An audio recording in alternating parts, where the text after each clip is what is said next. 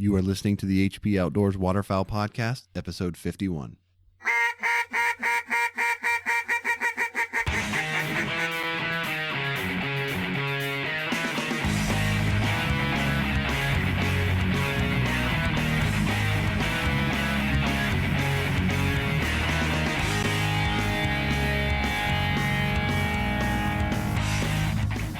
On this episode of the HP Outdoors Waterfowl Podcast, we're looking at do-it-yourself projects.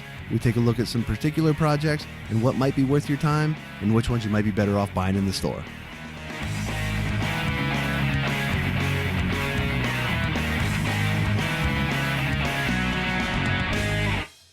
All right, welcome. This is the 51st episode of the HP Outdoors Waterfowl Podcast. I'm your host, Josh Palm, and we are your source for online audio dealing with waterfowl and waterfowl hunting. Back in the saddle with me this episode is our good buddy Minivan Dan. Dan, great to have you back. How have you been, buddy?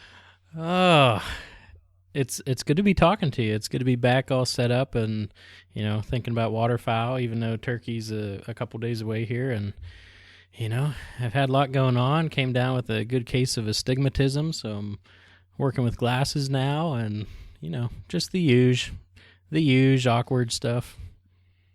Yeah, lots going on in my life as well, and both of us have been super busy, so it's been tough getting things scheduled to coordinate a time to get here and record an episode. But we were talking a little bit before we started here today. We're gonna make a renewed commitment to try to get back on a more routine schedule and sort of get back in the saddle with this a little bit.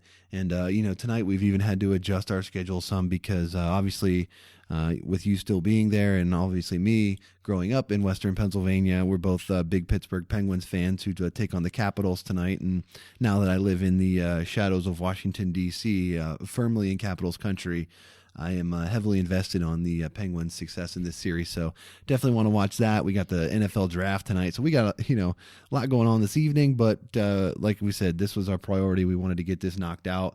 So we apologize for the layoff. If you're just kind of new to the show and been getting caught up on things, definitely check us out at hpoutdoors.com. You can find us on all the social media platforms: Facebook, Twitter, Instagram, all that good stuff.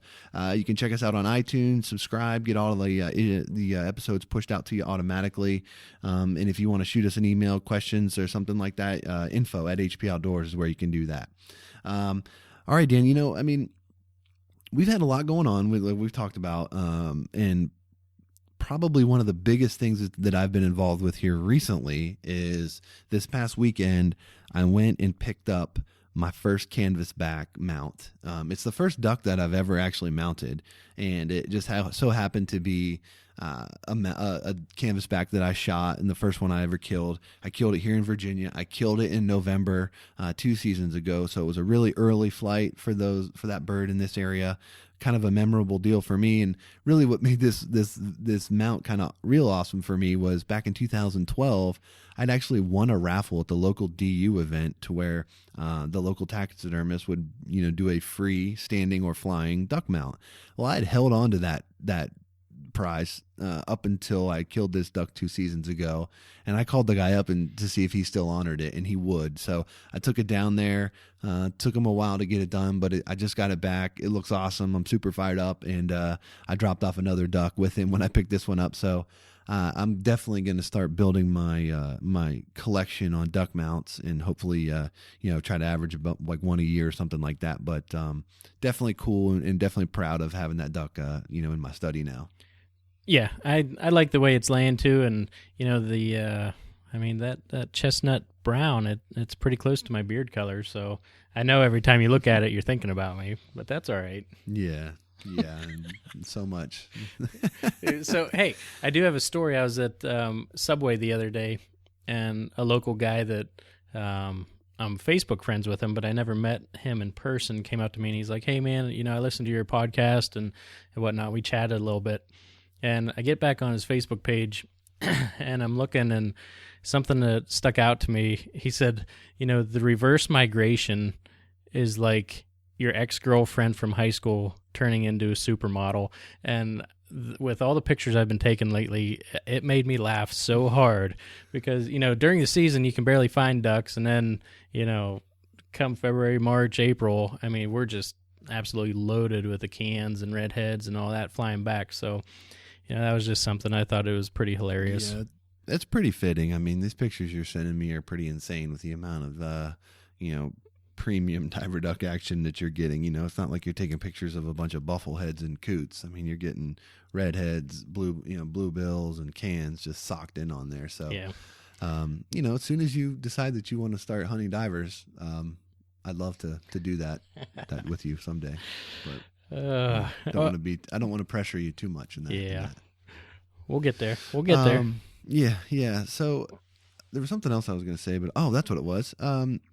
Another thing that was kind of cool for us is we recently had a good buddy of ours, and you'll probably be able to tell the story a little better than I, was on a flight somewhere, and somebody, the guy he was sitting next to in conversation came up the HP Waterfowl podcast, and it was kind of odd that it was one of our good buddies, and he was sitting next to somebody that was familiar with the show, and they got to kind of chatting about that.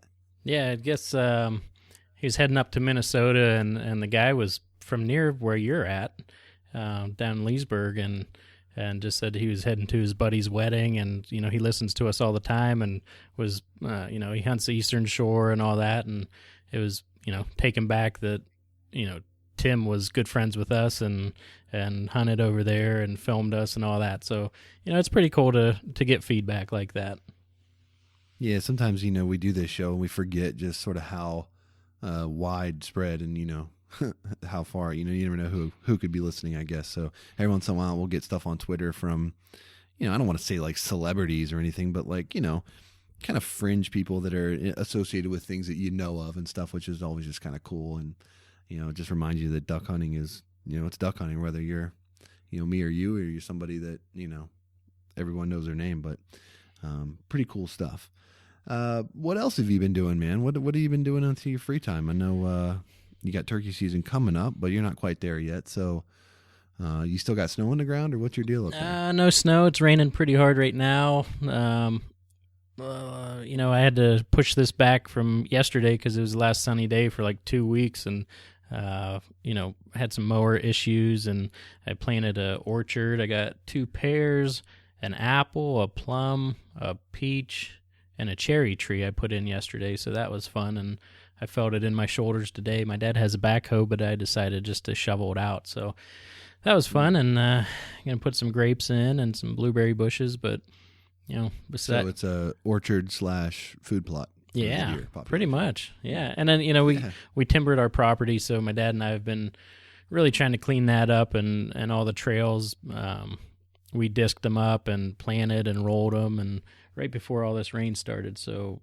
get some grass trails back there for some turkeys to come in, or deer, and making our scrapes on that. So it should be pretty neat. But yeah, it's just about what I've been doing besides running kids around to swimming and just, living life.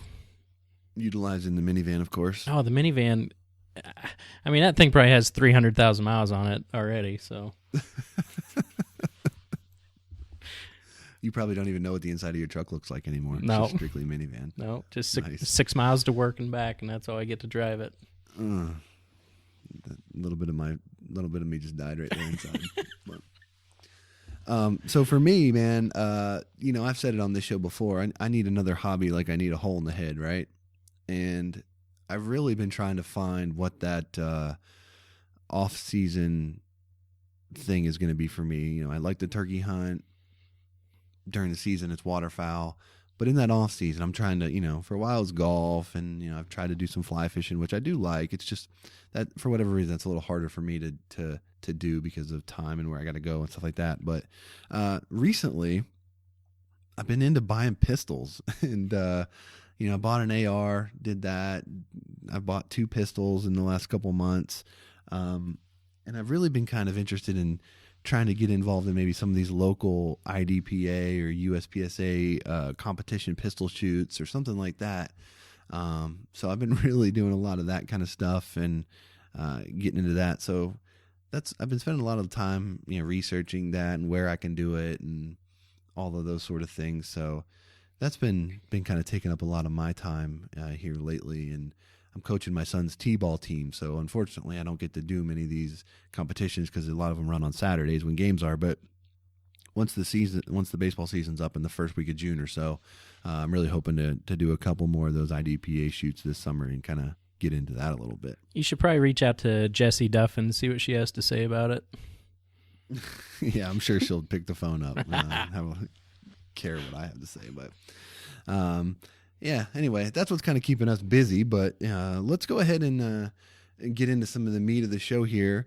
And why don't we start it off with a little bit of waterfowl news?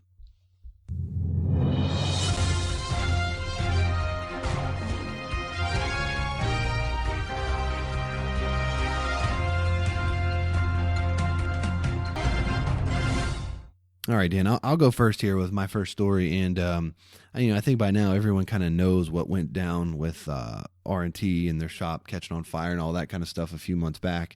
Well, recently they had a 40th anniversary 40% off sale. And I know you took advantage of that. And, I'm not even sure if that promotion is still going. But recently, and I just saw this today, they announced that for 2016, their mongoose and warbird goose calls are going to be discontinued. So right now they're running a buy one, get one free, some BOGO on their goose calls. You buy a mongoose and you get a free warbird with it and a limited edition poster for $165. So if you're looking for a quality acrylic goose call, I mean, that's probably the price point you're looking in roughly anyway. To get two for that price is a pretty sweet deal. So anybody that's out there that's considering an RNT goose call or, collects or just, what have you, if you're looking or you're considering it, that's a pretty good buy. And I know a lot of guys that blow RNT goose call guts.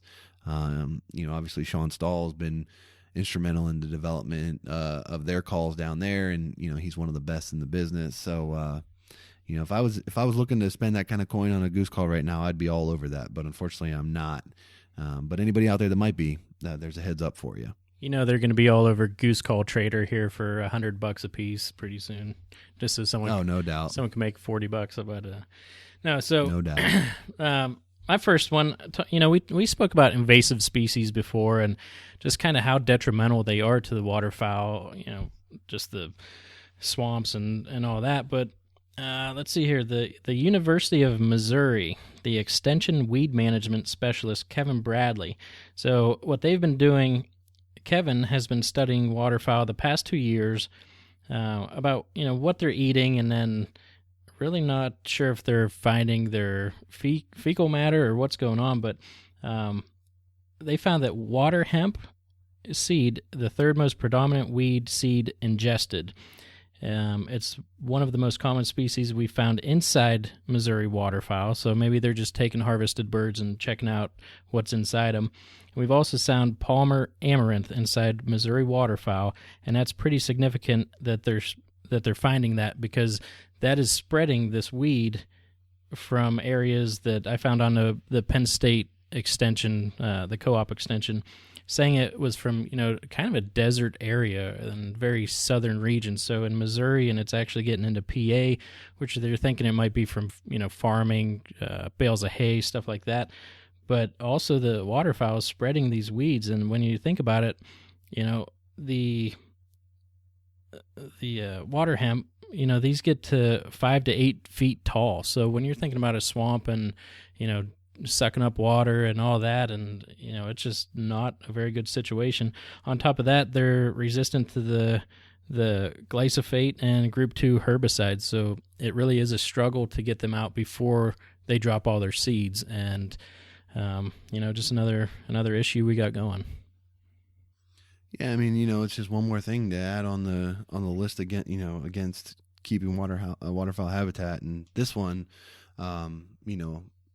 is a real difficult one to deal with, and I'll be interested to kind of follow this study and this, how they approach this, because like you said, that could be a big deal, and kind of one that if you don't get out in front of it, it's going to put you in a pretty bad spot. Yeah. So try to battle that. The Palmer amaranth, it's also known as pigweed. That's what gets 5 to 8 feet tall, and there is a male and female plant. So the way that they drop the seeds is pretty intense, and they were supposed to drop the full release of the complete data, but I was looking for it and I couldn't find it just because I was very interested in this item.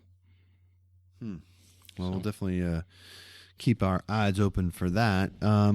But I've got another story along the same lines with some conservation efforts, a little bit more positive maybe than that one. But recently, the Senate passed an energy bill that reauthorized the North American Wetlands Conservation Act. And what's cool about this program is that it's a voluntary incentive-based program that brings basically public and private funding partners together to conserve wetlands. So, for an example, a state, federal, or local government partner will get together with DU or Delta or a private landowner, and they will basically say, for every federal dollar that we're going to put into this initiative, it needs to be matched by a non-federal dollar. So basically, it's a one-for-one match. It's kind of like, if you're at work and your employer has like a 401k matching program, they're going to match, they're going to reward you. You put your money into it and we'll put our money in, to support you and match what you do. So it's a great program to help get private organizations and private landowners off of the sidelines to get their money into this conservation effort and get some additional support from the federal side of the house. So since the start of the program, there's been actually over $1 billion in federal grants that have been leveraged against more than $3 billion non-federal grants. So this is a lot of money that's coming in from both sides, private and public money. Since the project, since the act has been started, it's conserved just over 30 million acres across the North American continent of wetlands. So massive amount of land that's been preserved through this program. And why it's kind of significant now is that it was last authorized, under the last authorization, it had expired in 2012. So we've been kind of in a period where this program really hasn't been on the books. With the current approval that we just received, this plan is approved through 2020. So nice. A couple more years now of good opportunity for private organizations. I mean, obviously, you've got groups like DU that are out there putting their money into conservation efforts already. If they can get federal support in addition to what they bring to the table, that can only increase the reach and the impact of their efforts. So this is really, really great type of stuff that you love to see, because this is a private organization like DU, for example, that takes ownership of these projects, and the federal money just comes as support. So you have people that know what they're doing and know how to conserve wetlands, running the projects with additional monetary support from federal, state, local governments and things like that. So really, really cool program, great stuff, and really good news for all of us waterfowl hunters that this is back in business. That's awesome. And you said it goes through 2020, it's approved? Yes. Wow. Oh, good. We have a future. That's all. More birds in the flyway, man. more birds. All right, I'm gonna end it with on a sad note, because I seem to be the doom and gloom kind of guy. But if anyone has been to a Ducks Unlimited banquet, or I think they've any kind of art show or anything like that that's regarding waterfowl, the name Teri Redland, and I knew this name from when I was little, because my sister and her husband collected quite a few of his paintings. His donations to Ducks Unlimited raised more than $28 million, setting an all-time record in art sales for wetland conservation projects. The sad news, in 2007, Teri Redland retired from painting and print signing because of a personal struggle with Alzheimer's, and just a couple days ago he did pass to this disease. And it's just a really sad story, but someone like him, he lives on through his art. And if you don't know his work, you just Google it, look it up. There's some really awesome paintings. The last ones he did in 2004, it was a collection called An American Portrait. It was a series of 7 paintings, and it told the story of a young American boy, and it was built around his personal experience. So, just a legend in that arena, and he will be missed. But like I said, he'll live on through his oil paintings. So, Dan, if you've been to a DU banquet, you've seen a Teri Redland painting. I mean, it's like a staple. Yep. It's part of the deal. And when I listen to you talk about him, I think about how many households out there have one of his paintings hanging on the wall in their house, and just think about that $28 million. How much has that one man meant to waterfowl conservation across this country? And we talk about youth hunting and getting people introduced to the sport and spreading the word. And to some guys, they hear that and they think, my public land is crowded enough. I don't need any more people hunting public land next to me. It's already hard enough. But when I hear people getting youth and new hunters into the sport, I think in my mind, maybe the next one could be, the next guy like Teri, who devotes so much of his time and energy into this sport and conservation and, all of that kind of stuff. And that's really what we need to be fostering. It's not this culture of filling up duck straps and biting their heads in our mouths and putting pictures all over Facebook. It's more of the side that Teri took in what he represented for so long. So it's a huge loss for the waterfowl community to have him pass away. And, I think we're very, very fortunate to have someone like him and benefit from all the work that he has done. No doubt. Beautiful stuff. Yep. So if you haven't checked out his work, definitely do that. And but like I said, if you've been to a DU banquet, you've probably seen one of his works. But anyway, that's this week's waterfowl news. And why don't we roll into this week's Ask HP question of the week? You want answers? I think I'm entitled. You want answers? I want the truth. You can't handle the truth. And this Ask HB Outdoors question is brought to you by Higdon Outdoors. Quality service innovation, that is Higdon Outdoors. Check out HigdonDecoys.com for all your waterfowl decoy needs. All right, Dan, so this week we're talking about DIY projects and what's worth your time and what's not and, all that kind of stuff. And this week's Ask HP question actually comes from you. It was a question that, you kind of wanted to find out more about, so you took it upon yourself to research that. And why don't you go ahead and share with us what you got for us this week? Right. So I've been spending a lot of time taking pictures and whatnot, coming across tons of wood ducks, tons of geese, and coming across a lot of goslings now. The geese are already hatched, and the little ones are following them around, and it's just fun to watch and take pictures of. So I was like, what, we made a ton of wood duck boxes last year, and I know they're already up.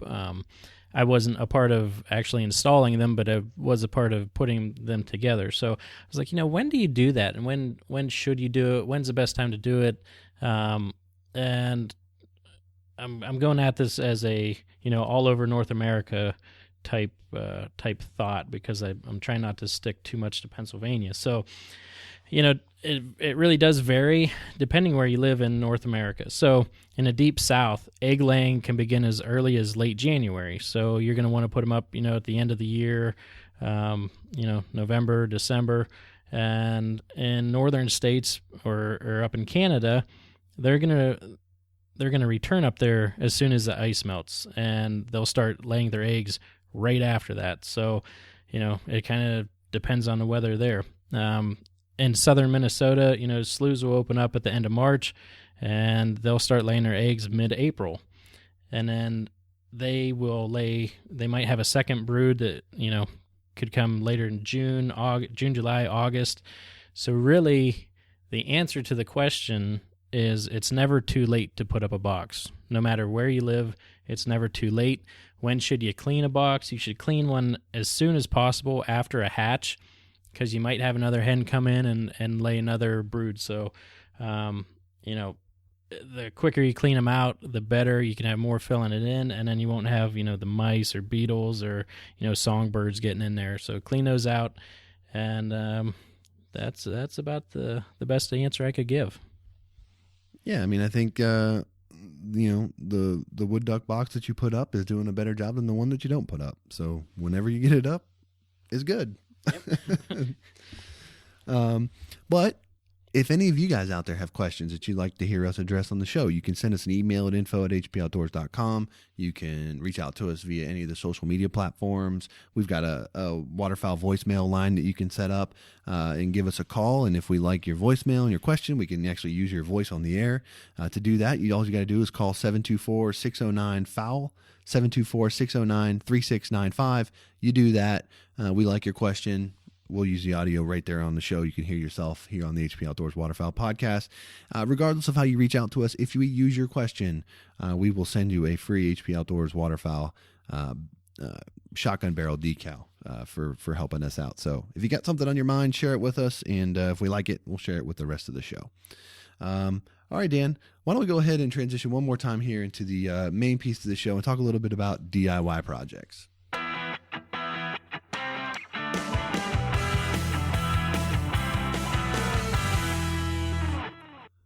All right, man. So as we know, the off season, quote unquote, is the time when a lot of guys try to tackle that DIY project, whatever it might be. If you're like me, I've had very little success actually making and using my own products for a variety of different reasons that we'll kind of get into a little bit. But, I think the big question here is which products are worthwhile to try to make yourself, and which ones are you better off just going ahead and buying? And, there's a lot that goes into that decision making. So we thought it might be pertinent to kind of touch on some of the common things that guys try to do themselves and sort of evaluate that as to how effective is it? Is it worth your while? And, are there better ways to go about it? So I think the overarching theme of this will be a couple things. One, if you're on a extremely tight budget, then obviously you are restricted to what you can do. So, doing it DIY may be your only option. So we understand that. What we're going to do, though, is we're also going to look at not only the cost, but how much time does it take? How durable is it? Will it last? Those sorts of things that, could add up over time, and try to weigh that value.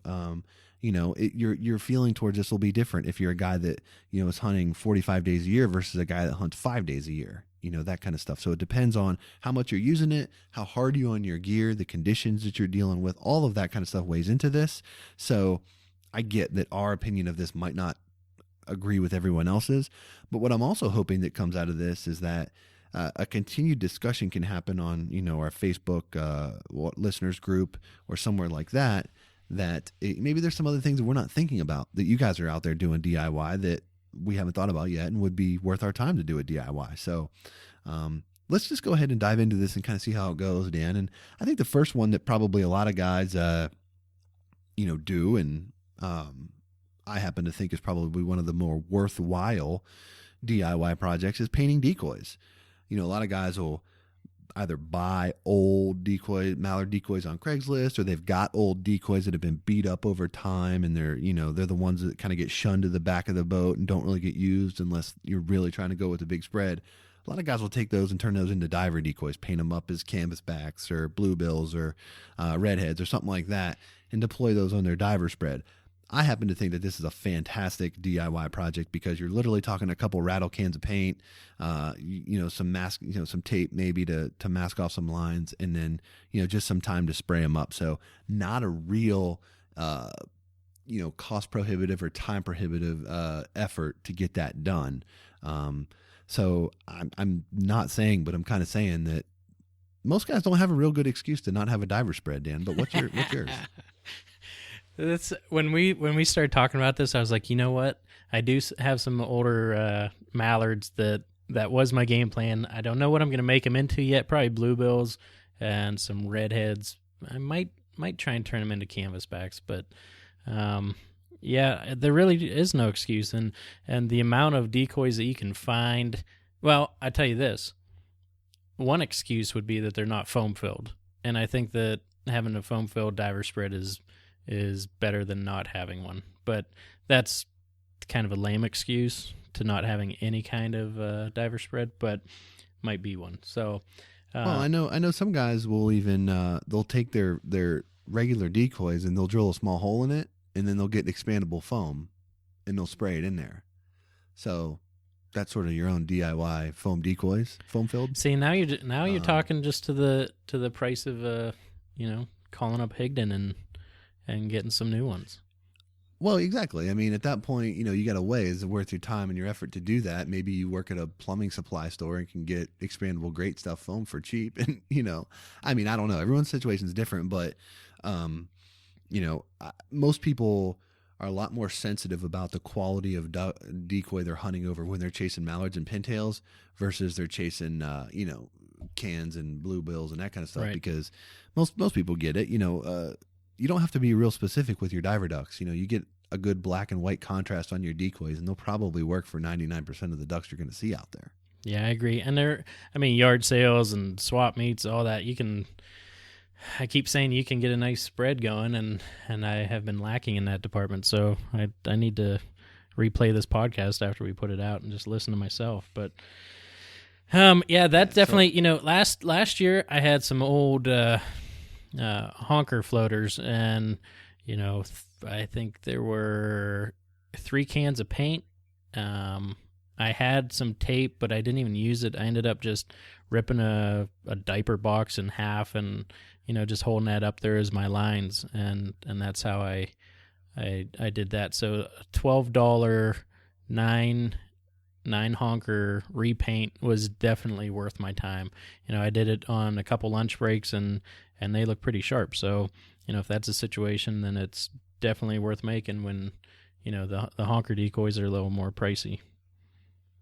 Right. And it seems like decoys get more and more expensive every year, regardless of your flavor that you like, brand wise or whatever. It seems like it's just, it's not cheap to buy decoys. So if you can repurpose some older decoys or get some beat up ones and get them, repurposed, I don't really see a downside because it's not super labor intensive. It's pretty cost effective, and it'll definitely get the job done. So that's one that I'm going to put in the column that's definitely worth your time. Yep.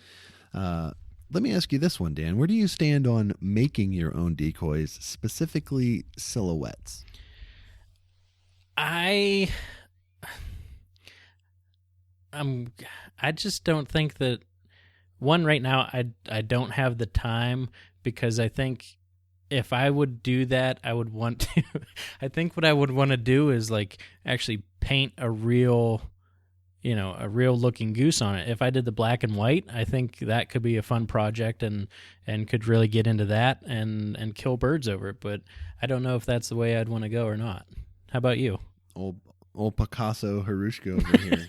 Paint up a Mona Lisa on the side of a silhouette decoy. Minivan Dan Redland here. Right.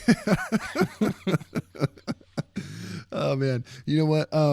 I'm actually on the opposite side of this one that I was on the other decoys. I don't think these are my opinions only. I do not believe that it's worth your time to try to build your own silhouette decoys. I know you can go out and collect campaign size and signs and get that corrugated plastic stuff that that they basically make them out of and paint it up and all that kind of stuff. The problem is getting the templates looking decent, taking the time to cut them, paint them, store them. Are they going to be durable? Is the paint going to get knocked off and that kind of stuff? A lot of that is just a lot. It's a lot to deal with. I've tried to make decoys in the past. My first ever time I hunted, I tried to make my own. It was a complete disaster. Literally right now, you could go to Big Al's Silhouette Decoys, and for $60, you can get a dozen black and white classic signature series silhouettes. When I look at that, I say, all right, how long is it going to take me to make a dozen silhouettes? Let's just say 2 hours, 3 hours? I don't know. But when you break it down like that, you're basically looking at $10, or $20 an hour if it's going to cost you 3 hours to do, which I think that's probably a little aggressive. I think it's probably going to end up taking you longer than that to do it. But let's just say that, would I take $20 an hour to stay an hour away from my son and do something different? I don't think so. That's not worth my time. You know what I mean? I'd rather spend that hour, playing with my son in the backyard or something versus take $20 to not do that. So that's kind of how I weigh it. And for me, that one's not worth my time. Nope, I agree. Yeah, out back teaching him how to drop bombs off the tee. Yeah. Some of it's just God given. He can't really help it, but I've helped him fine tune it a little bit. Now here's one speaking of making decoys, if you get into something like the socks, which depending what kind of material you use, I don't think it takes a real long time to cut them out. Clipping them together to make them look realistic and putting them on a stick that might not be as bad. But yeah, Well, I see some of these snow goose hunters, and I've always kind of wondered, you see these socks and all this kind of stuff. Could you kill snow geese over, you go to Walmart or your local grocery store and you get 400 white plastic grocery bags and you put them on a stake and you secure them somehow so they don't fly off. I mean, those are going to fill up and flap around in the wind. Does that get it done? I mean, I don't know, but it might. I know how much decoys cost. If I could do that with, grocery garbage bags, hell, you could throw them all away after a hunt or two. It wouldn't matter. You know what I mean? I mean, something like that would be worth my time. But to take the time to sketch out a template and cut it out and paint it and flip it over and paint the other side and let it dry and find a stake that goes into the decoy and that's durable and everything, I don't think so, man. For me, that one, I'm out. Is this Shark Tank now? That was my best Mark Cuban right there. For those reasons, I'm out. For that reason, I'm out. Go home. So I can't speak as much to this next one, Dan. I can a little bit, but more so for you because you've done some of this stuff. Let's talk about all things boats. And when I say that, I'm talking boat blinds, motor covers, painting, all of that kind of stuff. Where do you stand there? Well, I've never looked into how much a custom paint job was. The boat that I used was a silver and baby blue or something like that. It was pretty nasty. So, it didn't. I had pretty much all the materials. Again, a few cans of paint made $24 in paint. You can get your own stencil, or you can do, whatever you feel like doing as far as the paint goes. But, once you sand it down, then it's really just painting and letting it dry. So, as far as a paint job, unless you want to be super professional about it and get, some Gore Optifade dark timber or something like that, then, definitely do it yourself, because it doesn't take that long, depending how big the boat is. But the painting the boat, I would definitely recommend doing yourself. Yeah, I agree with you there, because a lot of times if you're looking at painting your boat, you're probably buying a boat that's used and you're trying to, repurpose it and that kind of thing. I mean, if you're buying a brand new boat, it's like a couple $100 to get it in camo. You know what I mean? I mean, that's probably worth your time just to do it. But if you're not, like you got a silver boat that's a bass boat or something that you're converting, yeah, I mean, most blinds that I've seen on boats actually cover the boat for the most part when it's in the water. Right. So I don't even, sweat so much the camo pattern per se. If you want to put some stuff on there to break up the outline, that's cool. But as long as it's not a silver or a reflective, you get like a beige or a neutral tan on there. You can work your blind material to cover most of that. So I think you're going to be good. And, it doesn't take a lot of effort. So I think that that's definitely one that is a DIY for sure. Yeah. And the boat blind, I was looking before we got on here, and most boat blinds, you're going to spend $400 or more, I think. Yeah. So easy. $400, $500, $600. What I did, I had some tubing, some aluminum tubing. I have a bender. I had most of the attachments, and I did that myself. So you put that on, I put a tarp on right over top of that. It folds down. I could still go fishing or do whatever I want with it.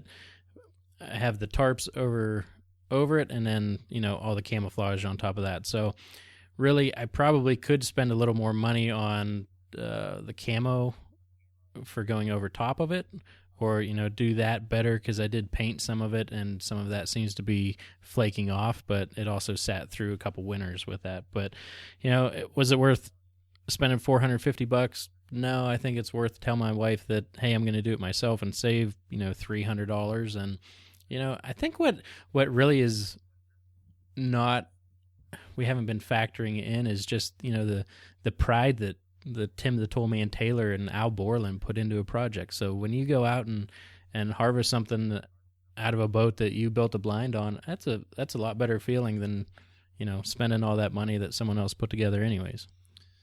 Yeah, there's definitely a big piece of that, but I'm going to offer you a counter view here. the boat is going to be one of your biggest investments. If you're to that level where you're buying a boat that you're hunting out of divers or back in the timber, that kind of thing, and you're actually hunting from the boat, that's a sizable investment to begin with, regardless of whether you're buying brand new or used. I would question why we would want to cut corners on a blind. Now, I caveat that by saying I understand that there are people out there that are very, very handy, can bend EMT, engineer it to work flawlessly, all that kind of stuff. I'm not one of those people. So for me to build a boat blind, chances are it's probably not going to function just exactly how I would imagine or hope it would, or as easily as an Avery blind or something like that. So what would really I'd have to weigh is how I would do it, because the last thing that I'm going to be dealing with is being out there at, 0 dark 30 in the morning trying to get my blind set up and having problems with something, pins or just issues that it's just not user friendly as I would hope it would be. That kind of crap would really tick me off, and I might spend $100 to do a DIY blind, but if it starts ticking me off that first season when my hands are cold and I can't get it set up properly, I'm going to spend $500 for the next season to get one that works the way that I need it, that I want it to. So I think there is something to be said for that, in the sense that most of us out here only get a handful of days a year to hunt. We're not hunting every day of the week. So I want to enjoy my time out there. I don't want to battle my gear. So for me, it's worth a little bit extra money to know something that I'm going to have for a long time and be able to utilize for a long time. So I think if you could do it and do it properly, yes, it'd be a DIY thing for me. Personally, in my situation, I don't think so. I think I'm buying a blind. And for those reasons, I'm out. Yes. I find that hard to believe that you aren't confident in building your own blind. Well, the biggest thing is attaching it to the boat and getting it to just sit properly and offer you enough adjustability is tough. And I know there's good designs out there. So I'm not completely writing this off, but you'd think long and hard about it. Yeah, I would do a ton of research, because I've seen the Avery blinds in person and they're slick and it's easy. And I like that.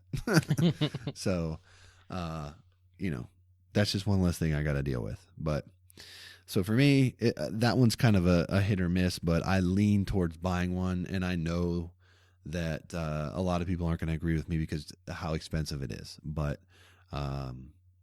we all have our reasons, and a lot of people won't agree with me for wearing Sitka gear because it's expensive. But I have my reasons for wanting to do that too. So, it's different for everybody, like we said. But for me, that one, I'm not really sure. But again, I've never done it. I don't have a big boat. I have a canoe that I hunt out of. I did a DIY trolling motor mount. It's pretty high speed. It's kind of robust. A couple 2x4s with a couple lag bolts and some C clamps on the back of my canoe.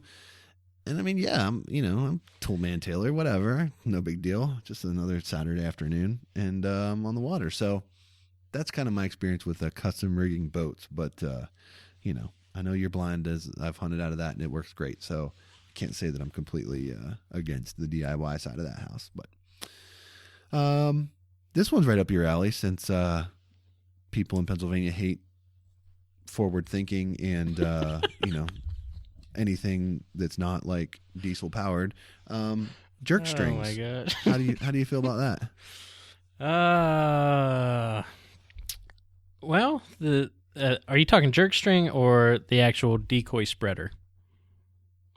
Let's put them together, kind of like a combo. Yeah. Basically, something that is a non-motorized motion decoy addent to your spread. It would be cheaper to do it yourself by far. Is it nice to have the little satchel that you could just throw in your shell bag and head out to the swamp instead of trying to tie everything up? I don't even know what a jerk rig from. Let me answer that for you. Yes. Yeah. It's nicer, because look, this is what I envision for a jerk string. If I was going to do it like in a pinch, I would get like a 5-pound dumbbell, tie some paracord to it with a couple decoy loops, and that would be about it. And I'd get out there and it would tangle and it would be heavy and annoying. Now I could get a rig 'em right with, an anchor that's like 3 pounds, so it weighs a little bit less, but it grabs a little bit better in the water. Has the bungee on it, maybe a little bit thicker cord than like the paracord that I would use, so it'd be less likely to tangle. It'd have the nice little bag that it comes in, and it's like $35. I mean, you could do it for cheaper, but a lot cheaper is relative. I mean, maybe $20 cheaper. For me, it's worth it, man. I'd just rather just do it and be done with it and have a nice one that I know is going to last and forget about it. Yeah, and I converted my Rig'em right into, I attach it to my Decoy Spreader, and it works a lot better than what I had. I had a post that I would stick in the ground, and just, carrying all that was just such a pain. So that really did work out. Now, going to the Decoy Spreader, and I sent you a YouTube link, and I think we should probably put it in the show notes because I think it's pretty awesome. But I think the guy spends maybe $20 on materials, PVC, some bungee, and makes a killer decoy spreader. So I know the deluxe ones are about $90. Non-deluxe are like $45. So you're still cutting that in half. And this is, it's just as good. It might be a little bit heavier, but just the ways you can customize it instead of buying from the store. And it's easy to make. It didn't take much time. I think that the $20 saved, it'd be a fun little project. Yeah, I think that I'd probably agree with you there. That'd be a cool little add-on to do. So yeah, we can put that video in the show notes. No big deal. Now, what about motion decoys? You see videos once in a while where guys will post videos about screwing a bilge pump to the bottom of a decoy and running a battery pack to it, that kind of thing. Commercially, if you're going to buy that, you're talking $150, $200 maybe. You can make that for a heck of a lot less. Is it worth your time and energy to do that? I think if you know what you're doing, it might be. And some guys work at an auto parts store and they take the motors off windshield wipers and use that. So there's a Facebook page. It's waterfowl, DIY or DIY waterfowl, one of the two. But these guys have tons of ideas on there, and show a breakdown of how they do things. It's pretty nifty. So I'd recommend going there and checking them out. But I don't know. You use a motion decoy, so what would you say? Yeah, I'm saying if you're into the swimmer decoy, yeah, it's probably worth your time to give it a shot. You're going to save a ton of money for sure. And as a matter of fact, you can buy a lot of the wiring components like directly from places like Higdon that sell these decoys. They sell, wiring parts to do it. The cases, all that kind of stuff. You can basically piece it together yourself. So yeah, it's probably worth it. Me personally, I don't use a lot of. I use more spinning wing and that kind of decoy. The swimmer, I don't really know. I kind of like the idea if I'm going to try to replicate swimming ducks to use a jerk string with like a spreader or something like that. Simply because I think you can create more ripple in the water by forcibly pulling it versus just letting it swim around in circles kind of thing. If you're using a decoy that splashes, that's a little bit different story. But, I think it's a cost-effective way to tinker. And if you can get it to work, yeah, I don't see any problem with trying to do that. I've bought spinning wing decoys in the past. If I thought it was a super great buy to buy a swimming decoy, I probably would have bought one, but I just haven't felt that's been a real good value for me yet. So, definitely a fan of motion decoys and adding motion however you can. So if you're just kind of starting to dip your toe in the motion decoy water, it might be a good idea to try it yourself first. That's probably one that, it's something that you can work on when you get time, and it's not like you have to have it for next Saturday. So if you don't get it done by next Saturday, not the end of the world. You work on it till you get it, and then you try it out. So I think that's probably something that is worth your time and effort when you get the opportunity. Yeah. So here's a big one that comes out a lot, and I know we've talked about it some in the past, but A-frame blinds, things that a lot of guys set up in field hunts, whether you're hunting in corn rows or fence rows and things like that. They sell them commercially now. Avian X has one, I believe, and maybe Bandit has another one. I'm not really sure. But what do you think about A-frame blinds? I don't think I'd buy one. I would do it myself. I think it's simple enough, and just changing vegetation and everything like that. I think it's easy enough to do yourself and save a lot of money doing it. 1,000,000% agree. So there's a couple ways you can do it. There's a lot of great ways. What we typically do is we actually lay out chicken wire and lay grass mats across it and zip tie the grass mats to the chicken wire and roll it up in bundles. And then we get those green kind of snow fence type stakes that have the little hooks on them, hammer them into the ground, create your blind perimeter. They've got the hooks, so you hang the chicken wire on them, and then you can tilt them in a little bit towards you, and you've got a perfect A-frame at perfect height for you to sit on a bucket and shoot out of. There's other ways to do it. This one's super simple, super cost effective. I've seen the Heartland waterfowl guys use those quick strike blinds where they're basically a plastic board that sticks in the ground and has bungee straps across the front of them, and they stuff those with vegetation. Something like that would work. You could probably create that same thing with a 2x4 and some bungee straps. There's a lot of different ways that you could skin this cat, but I agree with you. You see Avian X and Bandit and these companies charging $600 for an A-frame blind. Not this guy. You're not going to see me spending that kind of cash on an A-frame blind. And for those reasons, I'm out. Yeah. I'm a tough shark here. I'm not really buying a whole lot. No. On the cheaper end, I am. I'm a cheap guy. So it's just too easy. There's a lot of options out there. Yeah. And staying with the field blind, just regular layout blind. I've seen on, guys with PVC and lay some burlap over them. I think in some situations that'd work great. Other ones, probably not so much. You're laying on they literally lay on the ground, put the PVC around them, and it's the same blind looking frame, except you're laying on the ground, you put something over top of it, and that's your blind. So they have doors that swing out and everything as well.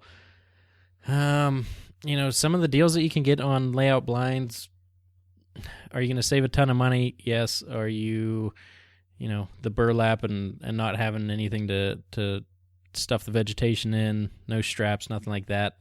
I think I'd rather spend $100 or $130 on a blind, $200 on a layout blind, and get what I want with that. Yeah, I'm with you on the layout blinds. There's nothing worse than laying in a field, cold, wet, spiders. Just to have spiders, just to have the birds come in and flare because you're not covered up good, or how are you going to conceal that in the wintertime? I'm with you on layout blinds for sure. That's a specialized product for the waterfowler that I think that, if you're going to hunt from fields and you want to be in the ground like that, you need to go that route. That literally took your breath away when I said spiders. I hate you. It's not so stupid. All right, man, here's my last one that I'll bring up for the discussion today, and that's lanyards and game totes, straps, whatever you want to call them. My thoughts? Yeah. We made a bunch. There's a ton of cool designs you can make with them.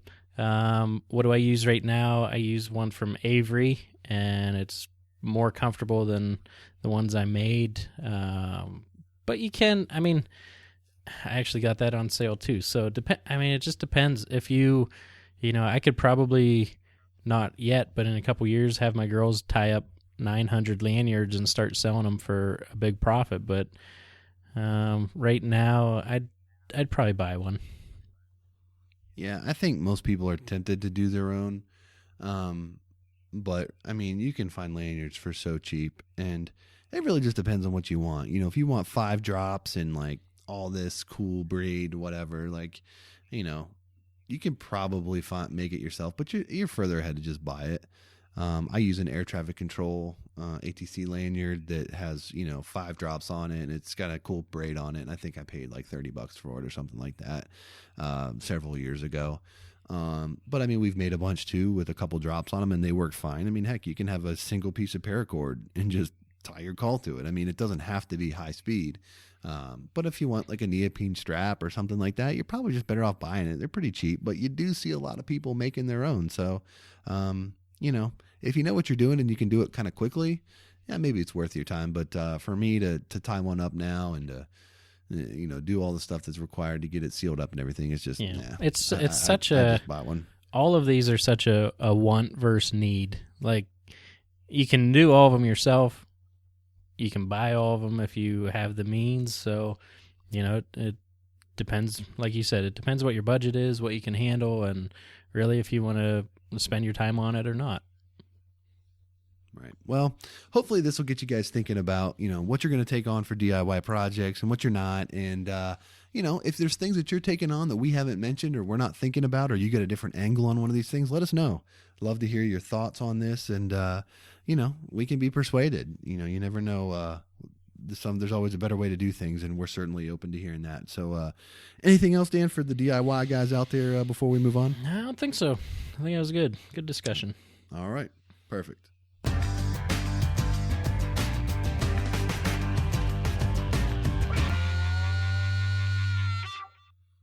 All right, Dan. Well, that pretty much covers what we got this week. You got anything else you want to add there? Say anybody before we kind of wrap up the show? No, we're going to get back on track here. It's kind of a bummer I missed the 50th. I thought that was a cool episode and, kind of monumental episode for us. So that's cool. And I guess I'll just have to wait till 100, but it is what it is.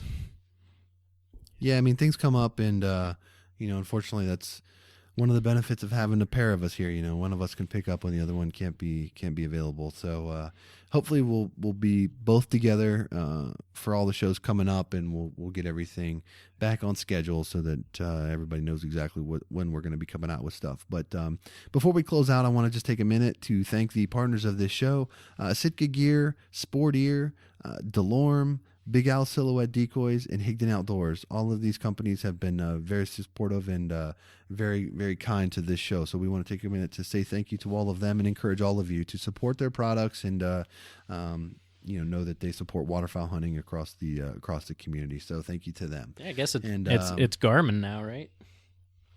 Yeah, I mean, I'm still seeing DeLorme stuff out there, but right. They were bought by Garmin, so I don't know if they're going to continue to operate separately or if they're going to fall under the Garmin name, but we'll wait to hear from them on how they are going to handle that. But regardless, still using the Earthmate app. I was out turkey hunting last Sunday rather, had the Earthmate app out, looking at property lines, talking to landowners and stuff, so still use that thing every time I'm out in the field, and we'll continue to do so as long as that platform is up. So can't recommend that enough.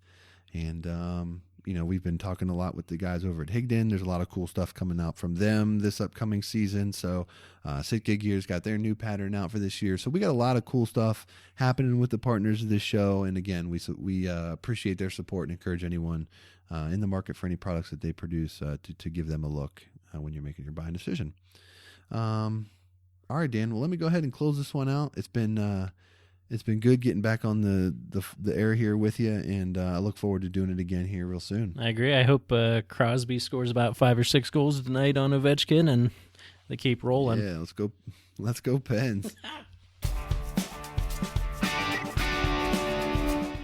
All right, we'd like to thank everybody for tuning into this episode, the 51st episode of the HP Outdoors Waterfowl Podcast. Hopefully you guys enjoyed our discussion on DIY projects and you put a little more thought into what projects you decide to take on and which ones you decide to buy at the store. If you're just catching up with the shows, check us out on iTunes, subscribe, check us out on social media, like, share. We do appreciate all your support. We're going to be back a little more regularly now, and we're looking forward to getting more waterfowl information out to you. So for Dan, I'm Josh. Till next time, take care.